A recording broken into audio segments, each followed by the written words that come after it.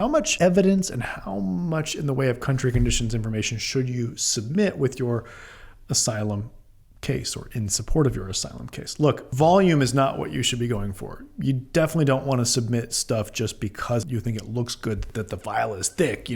That's not helpful at all. You only want to submit relevant stuff that actually is pertinent to your case and that helps the officer understand how you meet the asylum requirements. Now, if there's a lot of stuff like that, you don't need several documents that support the same thing. You don't need 5 different reports that show that, yes, people like you in your country, who are the political opposition or sexual minorities or whatever, that they get persecuted. You don't need 25 different things saying that. You need a few that say it strongly, that say it well, that say it in a convincing way, in a powerful way. So yeah, look, you don't need to have a huge thick stack of stuff. First of all, it should only be relevant, but even if you have a lot of directly relevant stuff, you don't need a huge file. The officer isn't going to read all that. And honestly, you really need a legal brief that lays the case out and cites to and uses selectively the country conditions information and quotes the relevant portions and helps contextualize them and explain them, because they're not just going to go through and just read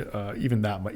They're not going to just go through and read 20 pages of a human rights report or something like that. You really need, in my opinion, to maximize the efficacy of it, you need a lawyer to be dealing with the evidence and the country conditions information in the context of a legal brief.